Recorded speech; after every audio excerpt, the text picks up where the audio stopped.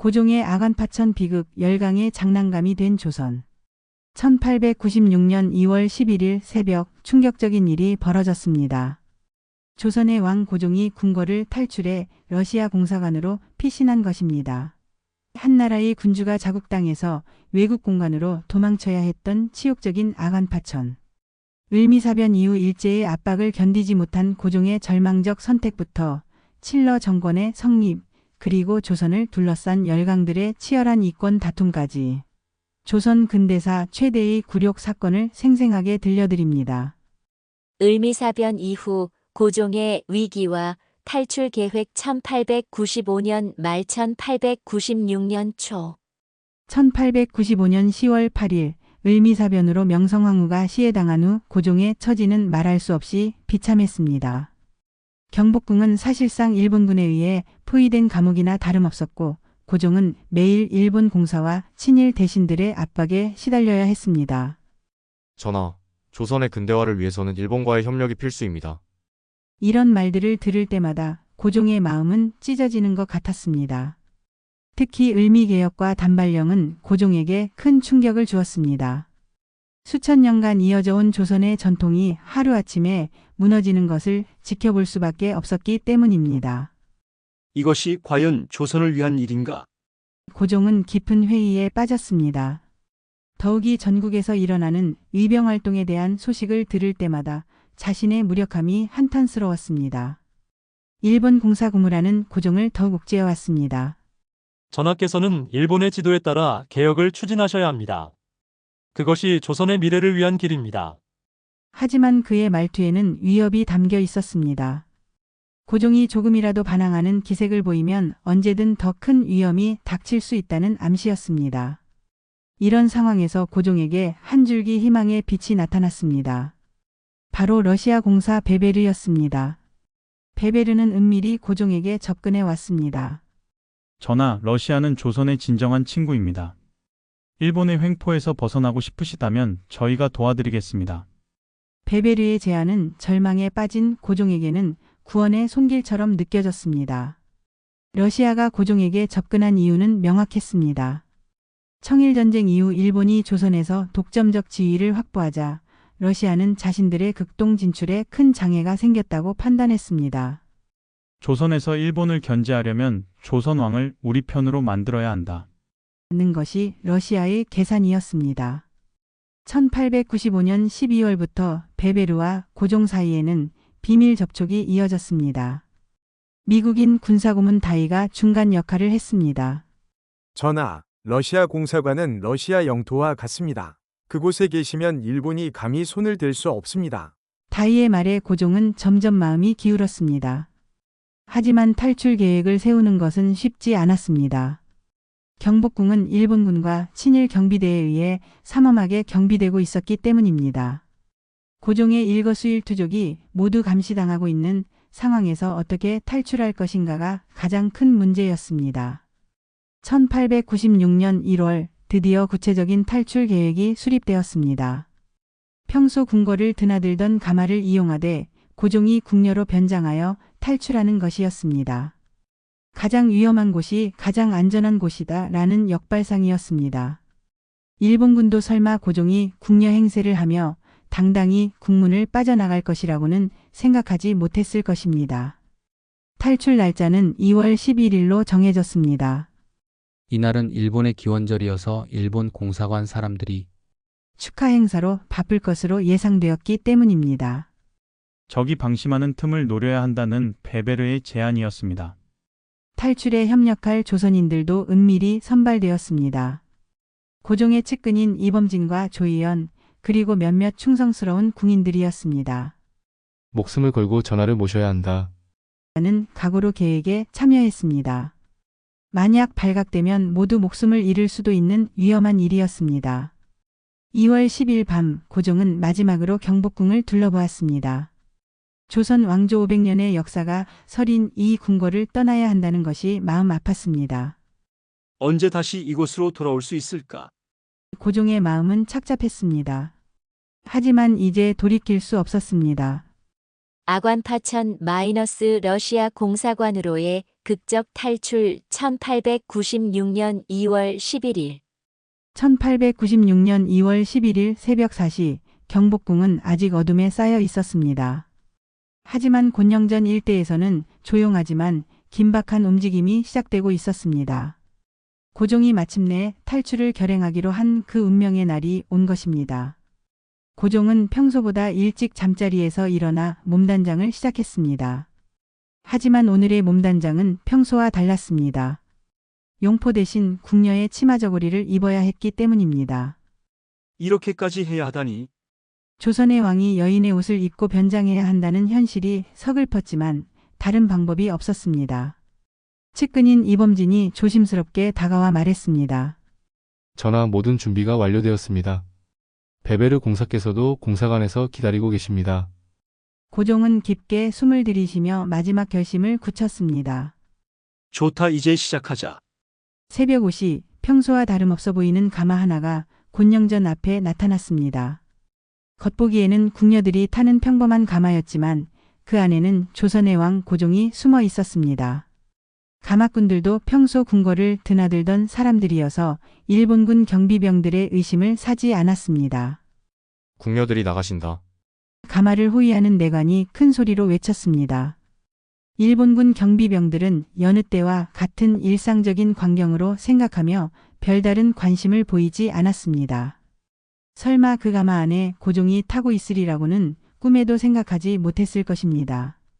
가마가 광화문을 무사히 통과했습니다. 고종의 심장은 쿵쾅거렸습니다. 발각되면 어떻게 하나? 불안감이 엄습했지만 동시에 일본의 감시에서 벗어나고 있다는 해방감도 느꼈습니다. 수개월 만에 처음으로 자유를 향해 한 걸음씩 나아가고 있는 것입니다. 새벽 안개가 서울 시내를 덮고 있어서 시야가 좋지 않았습니다. 오히려 이것이 탈출에는 유리했습니다. 가마는 조심스럽게 정동 쪽으로 향했습니다. 러시아 공사관이 있는 정동은 경복궁에서 그리 멀지 않은 곳이었지만 고종에게는 마치 첫얘길처럼 느껴졌습니다. 도중에 몇 번 일본군 순찰대와 마주쳤습니다. 그때마다 가마 안에 고종은 숨을 죽이며 긴장했습니다. 혹시 들킬까? 하지만 가마꾼들의 자연스러운 행동과 호위 내관들의 침착한 대응으로 무사히 넘어갈 수 있었습니다. 오전 6시경 드디어 러시아 공사관이 보였습니다. 서양식 건물이 새벽 안개 속에서 마치 꿈처럼 나타났습니다. 고종에게는 그것이 구원의 성처럼 보였습니다. 이제 거의 다 왔다. 마음이 급해졌지만 끝까지 침착함을 유지해야 했습니다. 러시아 공사관 앞에 도착하자 베베르 공사가 직접 나와서 맞이했습니다. 전하, 무사히 오셨군요. 이제 안전합니다. 베베르의 말을 들은 순간 고종은 비로소 안도의 한숨을 쉬었습니다. 드디어 일본의 감시와 압박에서 벗어날 수 있게 된 것입니다. 공사관 안으로 들어간 고종은 궁녀 옷을 벗고 다시 왕의 모습으로 돌아왔습니다. 하지만 마음 한편으로는 복잡한 감정이 들었습니다. 자국의 왕이 외국 공사관에서 보호받아야 한다는 현실이 부끄럽고 서글펐기 때문입니다. 한편 경복궁에서는 고종이 사라진 것을 뒤늦게 발견하고 대소동이 벌어졌습니다. 전하께서 안 계신다. 궁중이 발칵 뒤집혔고 일본 공사관에도 긴급 연락이 갔습니다. 일본 공사 고무라는 크게 당황했습니다. 조선왕이 우리 소나귀에서 벗어났다. 오전 8시 고종의 아관파천 소식이 서울 시내에 알려지기 시작했습니다. 임금님이 러시아 공사관으로 피하셨다. 이 충격적인 소식에 시민들은 복잡한 감정을 느꼈습니다.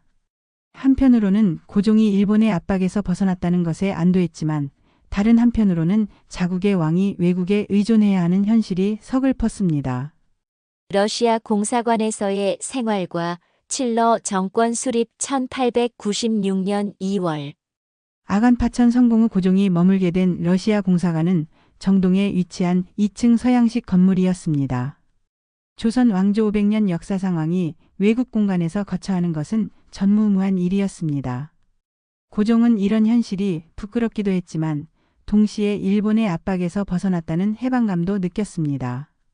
베베르 공사는 고종을 극진히 대접했습니다. 전하, 이곳에서 편히 쉬시기 바랍니다. 전하의 안전은 러시아가 책임지겠습니다. 공사관 2층에 고종을 위한 거처가 마련되었고 조선식 음식도 준비되었습니다. 하지만 좁은 공간에서의 생활은 궁궐에 비해 매우 불편했습니다. 고종의 첫 번째 조치는 을미개혁의 핵심 인물들을 처단하는 것이었습니다. 2월 11일 오후 고종의 명령이 서울 시내에 전해지자 분노한 시민들이 거리로 나섰습니다. 친일파들을 처단하라. 김홍집 총리 대신과 정병화 등이 분노한 군중들에게 붙잡혀 참혹하게 살해당했습니다. 단발령도 즉시 철회되었습니다. 고종은 공사관에서 조서를 내려 단발을 강제한 것은 조선의 전통을 해치는 일이었다. 이제 모든 백성은 자유롭게 상투를 기를 수 있다. 라고 선언했습니다. 이 소식을 들은 조선 남성들은 환호했습니다. 우리의 것을 되찾았다. 는 기쁨이 온 나라에 퍼져나갔습니다. 새로운 내각이 구성되었는데 이번에는 친러파 인물들이 주요 직책을 차지했습니다. 박정량이 총리 대신이 되었고 이완용, 윤용선 등이 주요 대신으로 임명되었습니다. 이제 러시아와 협력하여 조선을 발전시켜야 한다는 것이 새 정부의 기조였습니다. 러시아의 영향력은 급속도로 확대되었습니다. 러시아 군사고문들이 조선에 파견되어 군제 개편을 주도했습니다. 조선군의 훈련과 무기도 러시아식으로 바뀌었습니다. 조선군을 근대적으로 개편하여 일본의 재침을 막아야 한다. 는 명분이었습니다. 경제 분야에서도 러시아의 진출이 활발해졌습니다. 러시아 상인들이 조선에 들어와 사업을 시작했고 러시아 자본이 광산업과 철도 건설에 투자되었습니다. 특히 압록강과 두만강 유역의 삼림 체벌권을 러시아가 확보하면서 조선 북부 지역에 러시아의 경제적 영향력이 크게 확대되었습니다. 하지만 모든 조선인들이 이런 변화를 환영한 것은 아니었습니다. 일본 대신 러시아가 들어온 것뿐 아닌가? 라는 비판의 목소리도 있었습니다. 특히 지식인들 사이에서는 진정한 독립이 아닌 또 다른 형태의 종속 이라는 우려가 제기되었습니다. 고종의 공사관 생활도 쉽지 않았습니다. 좁은 공간에서의 제약된 생활, 러시아인들과의 언어 소통 문제, 그리고 무엇보다 자국의 왕이 외국 공간에 의존해야 하는 현실이 늘 마음을 무겁게 했습니다. 언제쯤 당당히 궁궐로 돌아갈 수 있을까? 고종의 한숨이 깊어져 갔습니다. 국제 정세도 복잡하게 돌아갔습니다. 일본은 러시아의 조선 진출을 견제하기 위해 영국, 미국과의 협력을 강화했습니다. 러시아는 프랑스, 독일과 연대하여 일본을 압박했습니다. 조선이 다시 한번 열강들의 각축장이 되고 있었습니다. 열강들의 이권 쟁탈전과 조선 분할 위기 1896년 1897년 아간 파천 이후 조선을 둘러싼 국제 정세는 더욱 복잡하게 얽혔습니다. 일본의 독점적 지배가 약화되자 러시아뿐만 아니라 다른 열강들도 조선에서 자신들의 이권을 확보하려고 움직이기 시작했습니다. 조선은 마치 살덩이를 두고 다투는 맹수들에게 둘러싸인 것과 같은 처지가 되었습니다. 러시아는 아간 파천의 성공에 고무되어 조선에서의 영향력 확대에 더욱 박차를 가했습니다. 가장 먼저 손을 댄 것은 군사 분야였습니다. 러시아 군사고문단이 대거 조선에 파견되어 조선군을 러시아식으로 개편하기 시작했습니다. 조선군을 근대적으로 무장시켜 일본의 재침입을 막겠다. 는 명분이었지만 실제로는 조선군을 러시아의 통제하에 두려는 의도였습니다. 경제적 침탈도 노골화되었습니다. 러시아는 조선 북부 지역의 삼림 체벌권을 독점하려 했고 압록강과 두만강 일대의 광산 개발권도 요구했습니다. 러시아 자본으로 조선을 개발하겠다고 했지만 조선의 자원을 러시아가 독점하려는 속셈이 뻔했습니다. 러시아 상인들이 조선 시장에 대거 진출하면서 조선 상인들은 큰 타격을 받았습니다. 일본도 가만히 있지 않았습니다. 러시아의 조선 진출을 견제하기 위해 다각도로 압박을 가했습니다. 먼저 영국과 손을 잡고 러시아를 견제하는 국제적 연대를 구축했습니다. 러시아가 조선을 완전히 장악하면 극동 지역의 세력 균형이 무너진다. 는 논리로 서구 열강들을 설득했습니다. 동시에 조선 내 친일파들을 통해 러시아에 대한 견제 세력을 육성하려 했습니다. 미국도 이 기회를 놓치지 않았습니다. 러시아와 일본이 경쟁하는 틈을 타서 조선에서 자신들의 영향력을 확대하려 했습니다. 특히 종교와 교육 분야에서 미국의 진출이 활발해졌습니다. 미국 선교사들이 조선에 대거 들어와 학교를 세우고 병원을 운영하며 미국식 문물을 전파했습니다. 문명개화를 통해 조선을 근대 국가로 만들겠다. 는 명분이었지만 실제로는 문화적 영향력을 통한 세력 확장이었습니다. 프랑스와 독일도 뒤질세라 조선 진출에 나섰습니다. 프랑스는 가톨릭 선교를 통해 종교적 영향력을 확대하려 했고 독일은 군사기술과 산업기술 전수를 명목으로 경제적 진출을 도모했습니다. 조선은 말 그대로 열강들의 각축장이 되어버렸습니다. 이런 상황에서 가장 큰 피해를 본 것은 조선 백성들이었습니다. 각국의 이권 다툼으로 인해 조선의 주요 산업과 자원이 외국인들의 손에 넘어갔습니다. 철도부설권, 광산채굴권, 삼림벌채권 등이 헐값에 외국에 넘어가면서 조선의 경제주권은 점점 약화되었습니다. 우리나라가 우리 것이 아니게 되어가고 있다. 는 한탄이 곳곳에서 들려왔습니다. 특히 심각한 것은 조선 분할 위기였습니다. 열강들은 조선을 자신들의 세력권으로 분할하려는 계획을 세우기 시작했습니다. 러시아는 압록강 이북 지역을, 일본은 한강 이남 지역을, 그 밖의 열강들은 각각 특정 지역의 이권을 독점하려 했습니다. 마치 중국이 서구 열강들에 의해 반식민지로 분할된 것처럼 조선도 그런 운명에 처할 위기에 있었습니다. 조선 지식인들 사이에서는 위기의식이 고조되었습니다. 이대로 가면 조선이 완전히 외국의 식민지가 될 것이다 라는 절박감이 퍼져나갔습니다. 서재필, 윤치호, 이상재 등의 개화파 지식인들은 자주 독립을 위해서는 조선 자체의 힘을 기르는 것이 급선무 라고 주장하기 시작했습니다. 고종도 이런 상황을 깊이 우려했습니다. 러시아 공사관에서 보호받고 있다지만 조선이 열강들에 의해 분할될 위기에 처한 것을 보며 마음이 무거웠습니다. 과연 러시아에 의존하는 것이 올바른 선택이었을까? 고종은 점점 회의에 빠져갔습니다. 진정한 자주 독립을 위해서는 다른 방법을 모색해야 한다는 생각이 들기 시작했습니다. 결국 1897년 초부터 고종은 러시아 공사관에서 나와 자주적인 정책을 펼칠 준비를 하기 시작했습니다. 이것이 바로 경운궁 환궁과 대한제국 선포로 이어지는 계기가 되었습니다. 조선은 더 이상 외국의 보호에만 의존할 수 없다는 절박한 인식이 확산되고 있었습니다. 경운궁 환궁과 대한제국 선포 1897년 1897년 2월 러시아 공사관에서 1년간 머물던 고종에게 중대한 결심의 순간이 다가왔습니다. 열강들의 이권 다툼을 지켜보며 이대로는 조선이 완전히 분할당할 수도 있다. 는 위기감을 느낀 고종은 마침내 자주적인 길을 모색하기로 했습니다. 더 이상 외국의 보호에만 의존할 수는 없다. 고종의 마음속에 새로운 결의가 싹트고 있었습니다. 러시아 공사 베베르는 고종의 환궁을 만류했습니다. 전하, 아직 일본의 위협이 완전히 사라진 것은 아닙니다. 조금 더 공사관에 머무시는 것이 안전합니다. 하지만 고종의 의지는 확고했습니다. 나는 조선의 왕이다. 언제까지 외국 공간에 숨어 있을 수는 없다. 고종은 베베르의 만류를 뿌리치고 환궁을 결심했습니다. 1897년 2월 20일 고종은 드디어 러시아 공사관을 떠나 경운궁으로 거처를 옮겼습니다. 경복궁이 아닌 경운궁을 선택한 이유는 경복궁이 을미사변의 현장이었기 때문에 너무 많은 아픈 기억이 서려 있었기 때문입니다. 또한 경운궁은 정동에 위치해 서구 열강들의 공사관과 가까워 외교적으로도 유리했습니다. 환궁식은 매우 조심스럽게 진행되었습니다. 혹시 모를 일본의 재침입에 대비해 러시아군과 각국 공사관의 경비병들이 고종을 호위했습니다. 서울 시민들은 1년 만에 고종이 궁궐로 돌아오는 것을 보며 복잡한 마음을 감추지 못했습니다.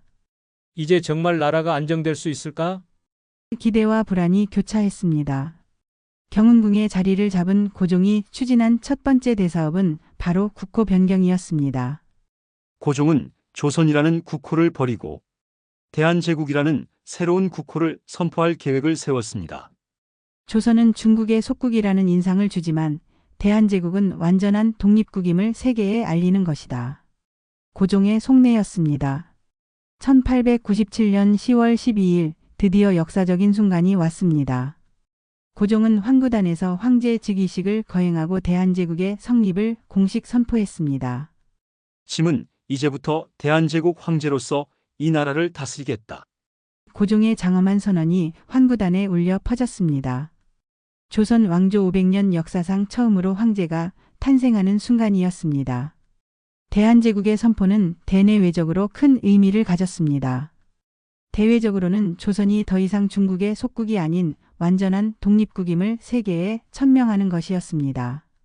대내적으로는 국민들에게 자주독립의 의지와 자신감을 심어주는 효과가 있었습니다. 우리도 이제 황제의 나라가 되었다. 백성들의 자부심이 높아졌습니다. 하지만 현실은 그리 간단하지 않았습니다. 일본을 비롯한 열강들은 대한제국의 선포를 그리 달가워하지 않았습니다. 조선이 감히 제국을 자처한다며 일본은 크게 반발했습니다. 러시아도 자신들의 영향력이 약화될 것을 우려해 대한제국 선포에 회의적이었습니다. 고종은 황제가 된 후 적극적인 개혁 정책을 추진했습니다. 먼저 광무개혁이라는 이름으로 근대적 개혁을 단행했습니다. 토지조사 사업을 통해 근대적 토지 소유제를 확립하고 상공업 육성을 위한 정책을 펼쳤습니다. 우리 힘으로 나라를 부강하게 만들어야 한다. 라는 것이 고종의 신념이었습니다. 교육과 문화 분야에서도 변화가 있었습니다. 한성사범학교, 의학교 등 근대적 교육기관이 설립되었고 한글 사용이 더욱 장려되었습니다. 또한 전차, 전기 등 근대 문물이 도입되면서 한성의 모습이 점차 바뀌어갔습니다. 군사력 강화에도 힘을 쏟았습니다. 신식 군대인 원수부를 설치하고 근대적 군사 제도를 도입했습니다. 강한 군대가 있어야 외침을 막을 수 있다. 는 인식하에 군사력 증강에 많은 노력을 기울였습니다. 하지만 이런 개혁들이 성공하기에는 시간이 부족했습니다. 이미 열강들의 이권 침탈이 심각한 수준에 이르렀고 특히 일본은 러일 전쟁을 준비하며 조선에 대한 야욕을 더욱 노골화하고 있었습니다. 대한제국의 꿈은 아름다웠지만 현실은 갈수록 암울해져 갔습니다. 그럼에도 불구하고 대한제국의 선포는 조선 민족에게 자주독립의 의지를 심어준 소중한 경험이었습니다. 우리도 할 수 있다는 자신감과 반드시 독립을 이뤄내야 한다는 의지가 국민들 마음속에 뿌리 내렸습니다. 이는 후에 일제강점기 독립운동의 정신적 바탕이 되었습니다. 아관파천의 역사적 의미와 교훈 후일담. 아관파천으로부터 몇 년이 흐른 후 이 사건이 조선 근대사에 미친 영향을 되돌아보면 매우 복합적이고 깊은 의미를 가지고 있었습니다. 단순히 왕이 외국 공간으로 피신한 사건이 아니라 조선이 근대 국제 정치의 냉혹한 현실을 체험한 결정적 계기였기 때문입니다. 우선 아관파천의 가장 직접적인 결과는 일본의 독점적 지배가 일시적으로 남아 약화되었다는 점입니다. 을미사변 이후 일방적으로 밀려났던 조선이 러시아라는 새로운 후원자를 얻음으로써 일본에 맞설 수 있는 힘을 확보했습니다.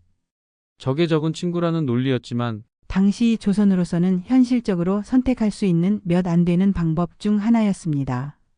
하지만 동시에 아관파천은 조선의 한계를 적나라하게 드러낸 사건이기도 했습니다. 한 나라의 군주가 자국 땅에서 외국 공간으로 피신해야 한다는 것은 그 나라가 얼마나 무력한지를 보여주는 상징적 사건이었습니다. 우리가 이렇게까지 약했나?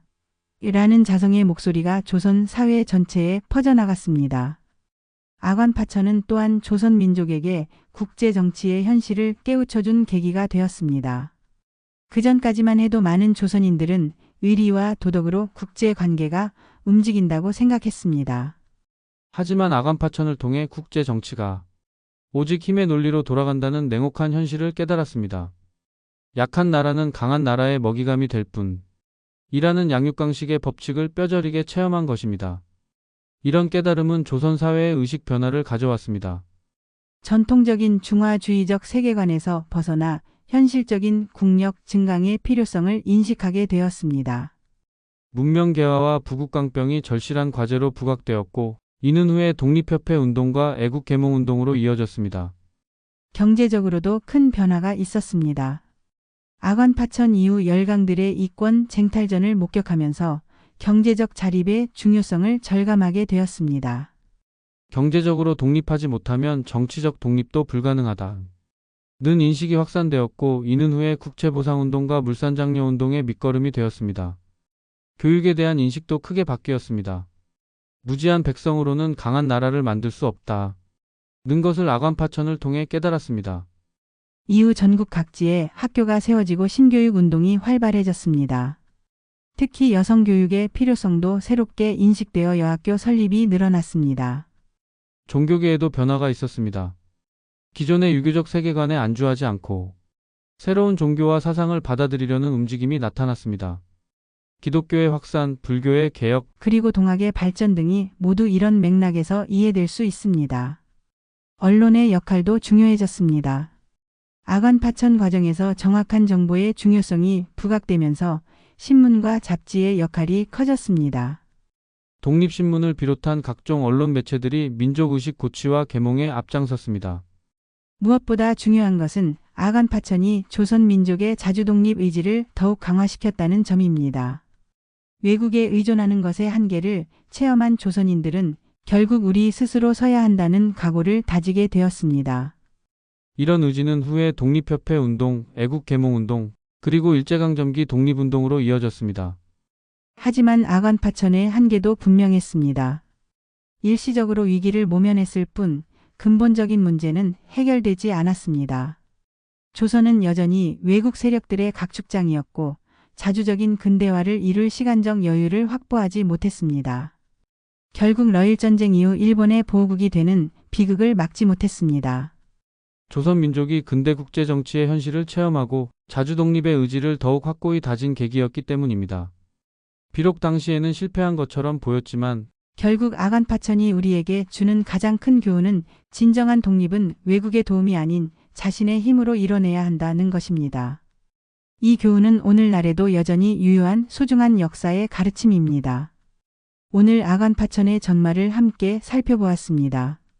한 나라의 군주가 외국 공간으로 피신해야 했던 굴욕적 현실, 그리고 열강들의 이권 다툼 속에서 흔들린 조선의 운명을 통해 자주독립의 소중함을 다시 한번 깨달았습니다. 비록 아픈 역사지만 이를 통해 우리 선조들이 얻은 교훈은 오늘날에도 소중한 가르침이 됩니다. 다음 편에서는 서재필이 주도한 독립협회와 만민공동회를 다뤄보겠습니다.